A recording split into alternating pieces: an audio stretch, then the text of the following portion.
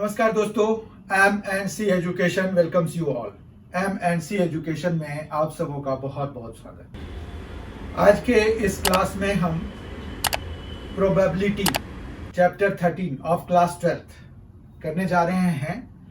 उसका एक टॉपिक करने जा रहे हैं और इस टॉपिक के साथ हमारा कंसेप्ट का जो सिलसिला है वो यहाँ पर समाप्त हो जाएगा। प्रोबेबिलिटी के लिए चैप्टर 13 के लिए चैप्टर 13 आपको क्लास 12 के टर्म 2 के जो सीबीएसई पेपर होने हैं उसमें पूछे जाएंगे।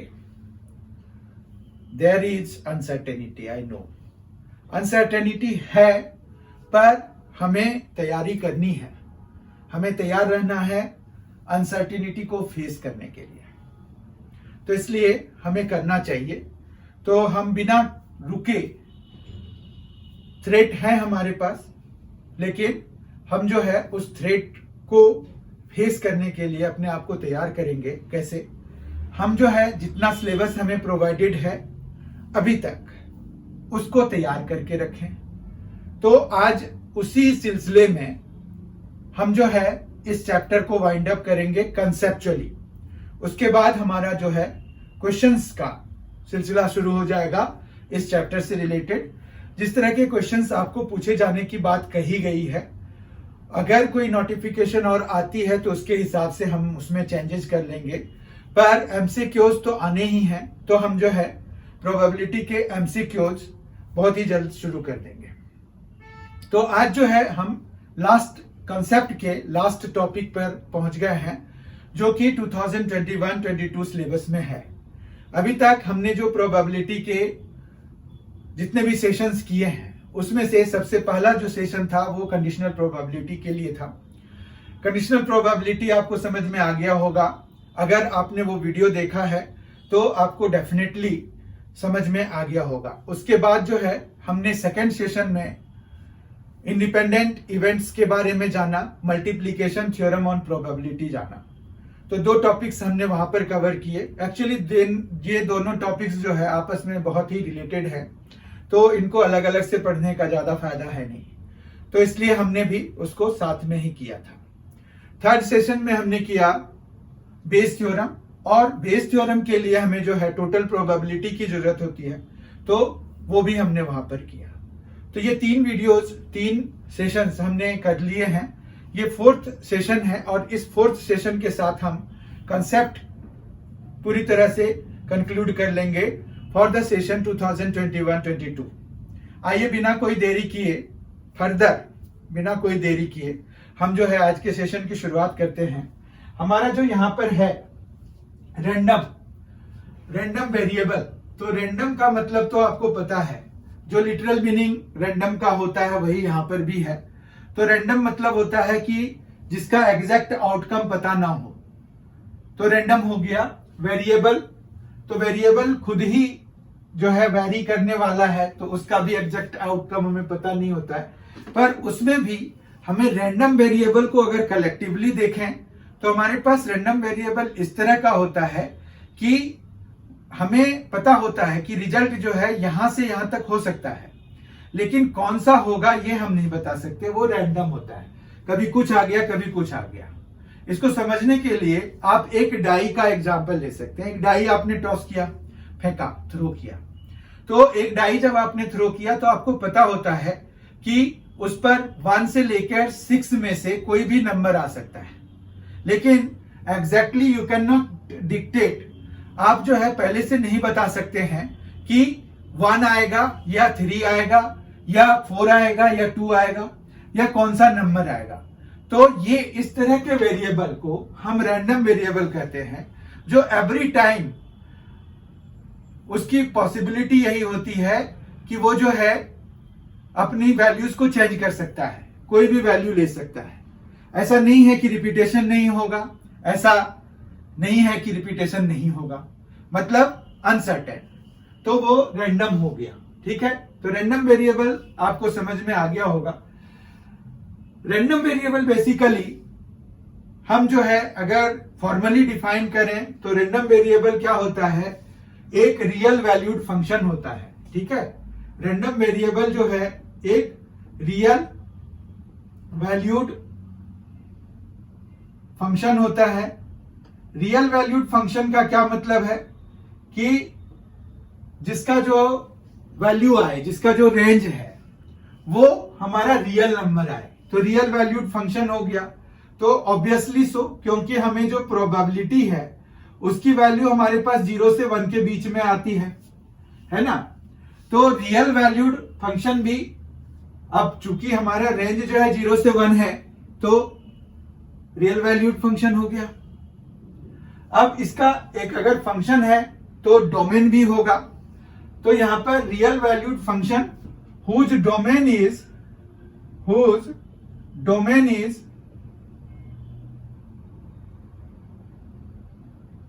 subset of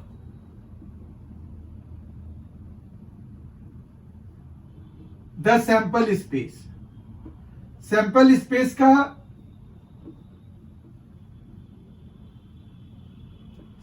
स्पेस का सबसेट होता है डोमेन इसका।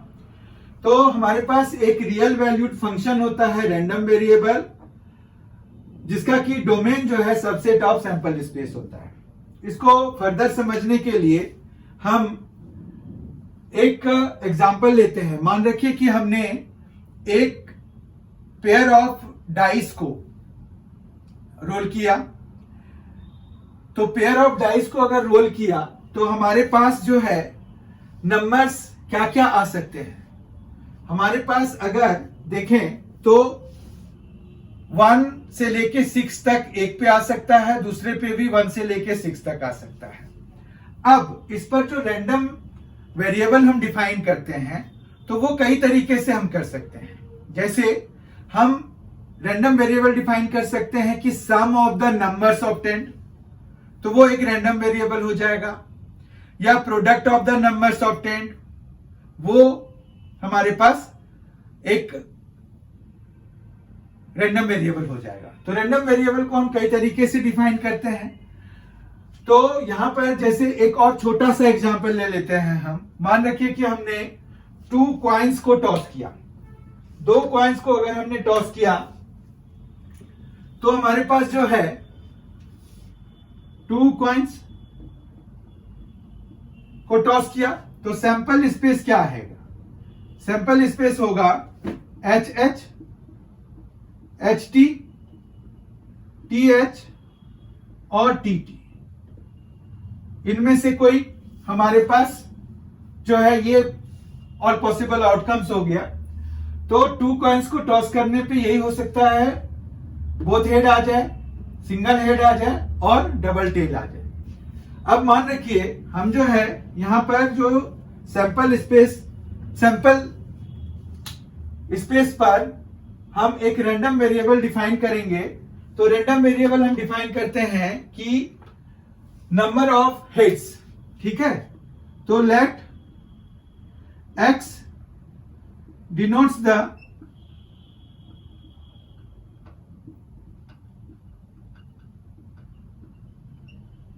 Number of heads. अब x denotes the number of heads, तो हमारे पास ये एक रैंडम वेरिएबल है, क्योंकि हम यहां देख रहे हैं कि 2 हेड्स भी हैं, 1 हेड भी है और कोई हेड नहीं भी है। ऐसा भी है case when we have no head there. तो x denotes the number of heads, तो ये x जो है ये क्या है? रैंडम वेरिएबल है, ठीक है। अब अगर आपको कोई पूछते हैं कि why x is a random variable, x क्यों है रैंडम वेरिएबल, तो x रैंडम वेरिएबल इसलिए है क्योंकि it can take any values from 2, 1 और 0, from the set of 0, 1 and 2 it can take any value, but we can not say in advance कि कौन सी value ये x लेने वाला है, ठीक है। तो let x denote the number of heads हो गया। तो यहां x की वैल्यू जो है हमारे पास 0, 1 और 2 में से कोई होगा। तो हम जो है इसको एक फंक्शन की तरह अगर लिखेंगे, क्योंकि देखिए ये रियल वैल्यूड फंक्शन है, तो हम x h लिख सकते हैं, एक्स एच एच में हमने चूंकि नंबर ऑफ हेड्स, तो यहां 2 हेड्स हैं तो 2 आ जाएगा। फिर हमारे पास एक्स एच टी है, ठीक है, तो एक्स एच टी कितना है, 1 है। एक्स टी एच भी 1 है। और एक्स टी टी कितना है, एक्स टी टी 0 है, ठीक है। तो हमारे पास ये देखिए, ये फंक्शन की फॉर्म में हम कैसे रैंडम वेरिएबल को लिखते हैं। तो देखिए यहां से हमारे पास जो रियल वैल्यूड फंक्शन है वो आ गया। ये देखिए, ये रियल वैल्यूड फंक्शन आ रहे हैं, रियल वैल्यू है इसकी, ठीक है। अब जो है हमारे पास क्या होगा, इसका डिस्ट्रीब्यूशन निकालना है एंड इट्स प्रोबेबिलिटी डिस्ट्रीब्यूशन। तो प्रोबेबिलिटी डिस्ट्रीब्यूशन हम कैसे निकालेंगे इसका, तो ध्यान से समझिए। यहां पर बेसिकली प्रोबेबिलिटी डिस्ट्रीब्यूशन निकालने में कोई प्रॉब्लम नहीं है। कैसे निकालते हैं आप देखिए, अगर हमें एक्स एच एच 2 दिया हुआ है, एक्स एच टी 1 दिया हुआ है, एक्स टी एच 1 दिया हुआ है, तो एक्स टी टी इज इक्वल टू 0 दिया हुआ है, तो जब हम प्रोबेबिलिटी पे उसको लेके आएंगे तो हमारे पास क्या क्या आएगा। देखिए यहां पर आएगा कि p x is equal to 2, p x is equal to 1 और p x is equal to 0, ठीक है। तो p x is equal to 2 मतलब हमें प्रोबेबिलिटी निकालनी है जब हमें 2 हेड्स मिल रहे हैं, तो उसकी प्रोबेबिलिटी कितनी हो जाएगी। देखिए ये सिर्फ एक ही बारी हो रहा है और 4 है हमारे पास वो टोटल पॉसिबल आउटकम्स, तो 1/4 will be the answer. Again अगर x इज इक्वल टू 1 की बात करें तो 1 जो है इन दोनों ही केसेस में आ रहे हैं, तो हमारे पास 2 केसेस हैं और 4 टोटल आउटकम्स हैं, तो 2/4।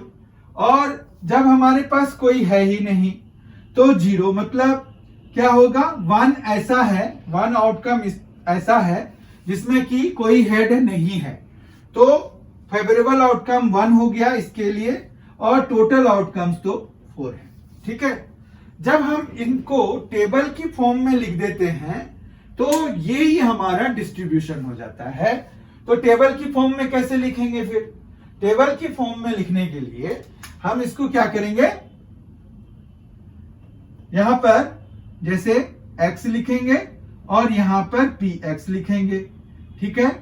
अब x की वैल्यू देखिए आपके पास 0 हो सकता है, 1 हो सकता है, 2 हो सकता है, ठीक है।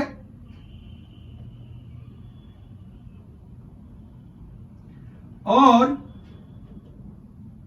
यहां पर जो है एक और कॉलम हम अपने आप से जोड़ देते हैं, ये है, देखिए ये कौन सा सिंबल है, ये आप लोगों को पता है, this is sigma. Sigma is for summation, तो हम समेशन करेंगे उसका। अब p x is equal to 0, जब p 0 है तो 1/4 है इसकी प्रोबेबिलिटी, ठीक है। फिर 1 के लिए 2/4 है जो कि कैंसल होके 1/2 बन जाएगा, ये देखिए 1/2 बन जाएगा और ये 1/4 हो जाएगा, ठीक है। इनका सम अगर कराएंगे तो 1 आ जाएगा।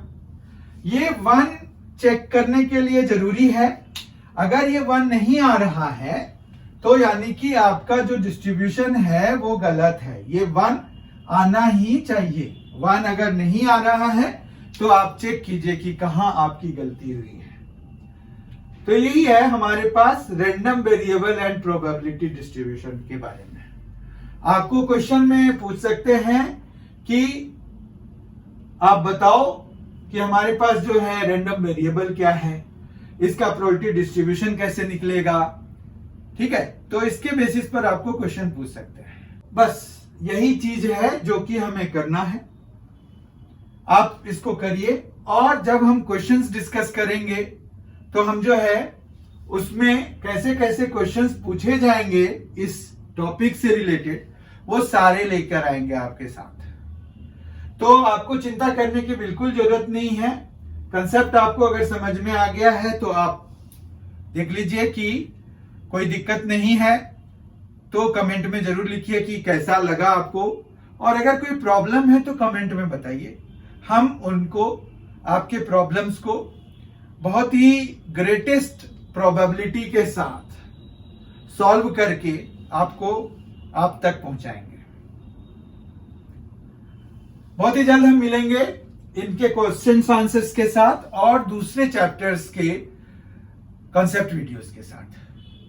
आपने अगर MNC एजुकेशन चैनल को सब्सक्राइब नहीं किया है तो जरूर कर लीजिए, ये आपके लिए बहुत ही फायदेमंद रहेगा।